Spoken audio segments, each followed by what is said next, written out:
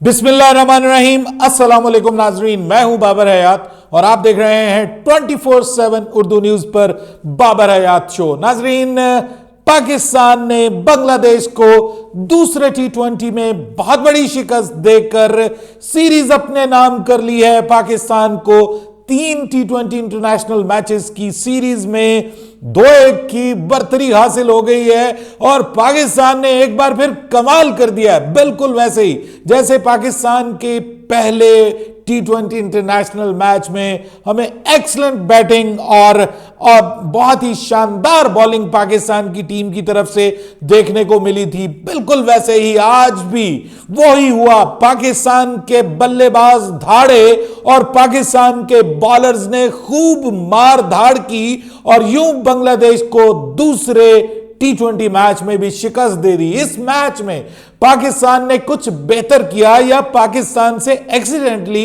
कुछ बेहतर हो गया और वो था साहिबजादा फरहान की एंट्री, जिनके बारे में पहले मैच से बात हो रही थी कि वो जरूर पाकिस्तान की प्लेइंग 11 में होने चाहिए। कैसे उनको मिस कर दिया गया। आज वो आए एक ब्लेसिंग इन डिस्गाइज के तौर पर, क्योंकि Fakhar Zaman was not feeling well और इधर he was made to not feel well, क्योंकि तब्दीली करनी जरूरी थी टीम में और साहिबजादा फरहान को वापस आना था पाकिस्तान क्रिकेट में। साहिबजादा फरहान क्या बनने जा रहे हैं पाकिस्तान की T20 इंटरनेशनल का क्रिकेट का नया चेहरा। साहिबजादा फरहान और हसन महमूद, अगर इन दोनों के बारे में मैं बात करूं, और तीसरा मोहम्मद हारिस, ये वो लोग हैं जो पाकिस्तान की नई यंग जनरेशन के लिए क्रिकेट का नया फेस है। पाकिस्तान की white ball cricket rather Pakistan की T20 cricket, to be specific अगर हम कहें तो, उसके लिए ये नया चेहरा है पाकिस्तान क्रिकेट के लिए और आज उन्होंने ये साबित किया। देखिए, there is no Babar, there is no Babar, there is no Mohammad Rizwan, but still the stadium is full of crowd.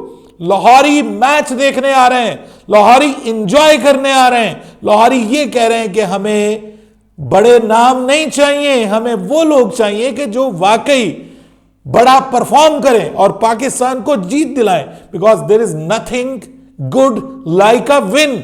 और ये वो चीज है कि जो पाकिस्तान से रूठी हुई थी जब बाबर और रिजवान खेल रहे थे। Nothing harsh about them, but sorry to say that they are not the batters to play a T20 format। ये बड़े अरसे से हम बात कर रहे थे कि भाई ये आप लोगों के बस का रोग नहीं है। आप खेलिए ODI क्रिकेट, खेलिए आप टेस्ट मैच क्रिकेट खेलिए, आपके लिए बड़ा स्कोप है। But sorry to say that जो इस वक्त इंटरनेशनल क्रिकेट हो रही है, भाई मुझे तो परेशानी हो रही है कि 400 मार दिया वेस्ट इंडीज को इंग्लैंड ने। तो इससे क्या साबित हुआ कि भाई अब तो जो ODI क्रिकेट है वो भी रंग बदल रही है और एक बहुत जल्द वो टाइम आएगा कि आपको ODI क्रिकेट में भी more than run a ball जाना पड़ेगा। भाई ये क्रिकेट इस तरह से तेजी से करवट ले रही है कि इसमें अगर आप उसके स्टाइल को मैच नहीं करेंगे तो आप बाहर हो जाएंगे। देखिए, मुझे सबसे अच्छी जो चीज लगी है, पाकिस्तान क्रिकेट के शायकीन ने, फैंस ने बांग्लादेश जैसी टीम के खिलाफ भी पाकिस्तान की इस सीरीज में अपना इंटरेस्ट दिखाया है। उन्होंने दिखाया है कि हमें जीत चाहिए, हमें वो लोग चाहिए कि जो छक्के मारें। साहिबजादा फरहान इस साल सबसे ज्यादा छक्के बनाने वाले इंटरनेशनल क्रिकेटर हैं, जिन्होंने ओवरऑल T20s में 67 सिक्सेस लगा दिए हैं और बाकी सब दुनिया के बड़े बड़े बल्लेबाज उनसे पीछे हैं। आज उनको मौके मिले, ये बात ठीक है, लेकिन भाई किस्मत भी तो चाहिए होती है। एक इस क्वालिटी का प्लेयर जो कि 439 रन बनाकर या 449, आई एम नॉट श्योर, जो जिसने PSL में ओवर 400 रन बनाए और वो बैट्समैन बना, टॉप रन स्कोरर बना टूर्नामेंट का, तो उसका ये हक बनता था कि वो टीम में वापस आए। और जैसे वो टीम में वापस आया है, आके उसने अपनी झलक दिखाई है और जिस तरह से पावरफुल हिटिंग उसने की है, शानदार हिटिंग उसने की है। और खास तौर पे जब आपका ओपनर जो है वो दूसरा साथी आपका अजीबोगरीब हरकत करके आउट हो जाए तो फिर उस सूरत में आपके ऊपर मजीद प्रेशर आता है। क्योंकि कुछ लोग समझते होंगे कि भाई साइम को तो आउट करवा दिया साहबजादा फरहान ने, हालांकि there was nothing wrong with Sahibzada Farhan. ये नजर आ रहा था कि वो दोनों दौड़ रहे थे 2 रन के लिए और वो बाहर निकले हैं तीसरे रन के लिए अचानक।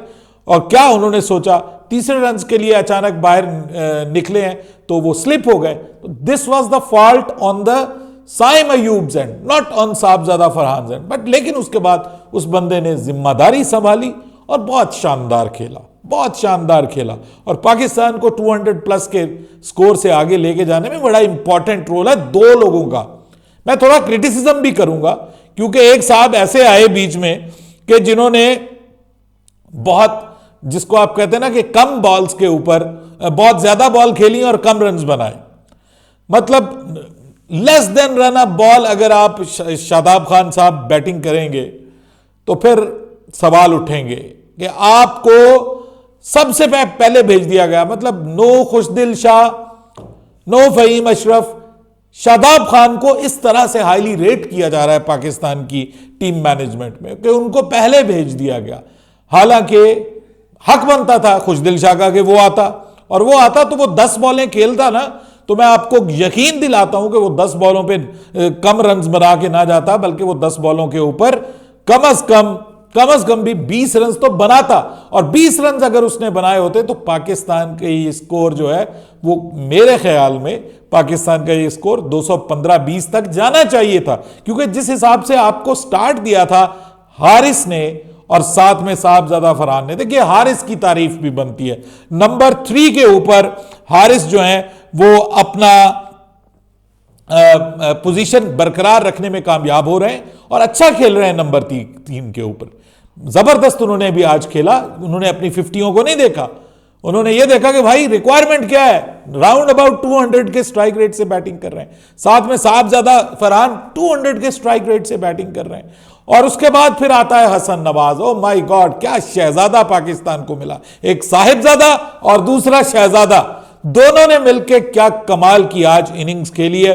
और आज उसने बताया है कि क्या ही जबरदस्त किस्म का वो टैलेंट है, क्या शानदार किस्म का वो टैलेंट है और जबरदस्त किस्म की आज उसने बल्लेबाजी की है। स्पिनर्स को जितने अच्छे अंदाज में खेलता है और जिस तरह ग्राउंड के चारों तरफ खेलता है, हालांकि न्यूजीलैंड में हमें बिल्कुल ऐसा नहीं लगा था। और बहुत से लोग कह रहे थे कि भाई इसको अब नहीं खिलाना चाहिए, ये तो बस क्लब लेवल का क्रिकेटर है और ये है वो है। उसने सबको करारा जवाब दिया है। और यहां पे आके जब जब सिलेक्ट हो रही थी टीम, तो मैंने उस वक्त भी कहा था कि हसन नवाज को आपने मुश्किल कंडीशंस में मौका दिया है, अब होम कंडीशंस में भी उसका हक बनता है कि आप उसको मौका दें। क्योंकि जहां पे उसको वो कंडीशंस मिली जो उसके लिए साजगार थी, वहां पर आकर उसने कमाल दिखाया और उसने वहां पे पाकिस्तान की तेज तरीन सेंचुरी मार दी थी। इससे अंदाजा होता था कि उसके पास पावर है, उसके पास 6 हिटिंग एबिलिटी है उसके पास, और अगर वो चल जाए तो वो गेम चेंजर है, वो मैच विनर है। आज भी उसने बहुत शानदार इनिंग्स खेली है। वो जो एक उसका रिदम चल रहा है, वो जबरदस्त किस्म का उसका रिदम जो है उसको कंटिन्यू किया हुआ है, जबरदस्त तरीके से कंटिन्यू किया हुआ है। तो मैं समझता हूं कि ये शानदार इजाफा है पाकिस्तान क्रिकेट में और जबरदस्त फेस है पाकिस्तान क्रिकेट का। अगर बीच में जो थोड़े से ऐसे प्लेयर हैं आपके कि जिनके बारे में मैं क्वेश्चन उठाता हूं, देखिए हारिस रऊफ, अगर आप टेल एंडर से छक्के खाएंगे, बाद में लोअर मिडिल ऑर्डर वालों से आके छक्के खाएंगे और अच्छी खासी बड़ी जीत को आप परेशान कर देंगे, तो मेरे ख्याल में फिर प्रॉब्लम होगा, आपके लिए प्रॉब्लम होगा। बहरहाल मैं ये समझता हूं कि अबरार अहमद ने आज बहुत शानदार बॉलिंग की है। पाकिस्तान को मैच में वापस लाने में इंपॉर्टेंट रोल जो प्ले किया है, वो मुझे लगता है कि एक तो अबरार अहमद ने बहुत इंपॉर्टेंट रोल प्ले किया। फहीम अशरफ ने स्टार्ट में वो विकेट ली कि जो तंजीद हसन जो था वो बहुत कमाल का उसने स्टार्ट किया। देखिए 2 ओवर्स में 32 रन, तो इससे अब आप अंदाजा लगाएं कि कैसा शानदार किस्म का स्टार्ट था। और हम परेशान थे कि भाई ये तो कहीं चेज ना कर ले बांग्लादेश, लेकिन वहां पे जो विकेट्स ली हैं, हमारे सीमर्स ने विकेट्स ली हैं, हसन अली ने जो कैच पकड़ा वो बड़ा शानदार था, हसन अली ने जो विकेट ली वो बड़ी शानदार थी। खुशदिल शाह भी इवन पिछले मैच में भी उसने एक बड़ी इंपॉर्टेंट विकेट ली थी, इस मैच में भी वो विकेट लेने में कामयाब हो गया उस वक्त जब मेहंदी हसन मिराज और उनके साथ जो है वो उनके साथ तंजीम जो थे वो कोशिश कर रहे थे रन्स बनाने की, आगे जाने की। तो उस सूरत में एक इंपॉर्टेंट विकेट वहां पर खुशदिल शाह ने ली। मैं समझता हूं कि तजुर्बात काफ़ी किए जा रहे हैं पाकिस्तान टीम में, और पाकिस्तान कर सकता है, अफोर्ड कर सकता है तजुर्बात को, लेकिन मैं समझता हूं कि पाकिस्तान को अपनी ओपनिंग को फिक्स करना पड़ेगा, और for the time being Pakistan को फ़खर और साहिबजादा फरहान के साथ ओपन करना चाहिए। साहिबजादा फरहान ने वो ज़बरदस्त किस्म का आज परफॉर्म किया है कि अब मेरे ख्याल में उसको तो तीसरे मैच में बिठाने का जवाज़ नहीं बनता, बिल्कुल जवाज़ नहीं बनता तीसरे मैच में बिठाने का। तीसरे मैच में बिठाने का जो जवाज़ बनता है वो साइम अयूब को बनता है, इवन अगर फिट हो जाते हैं,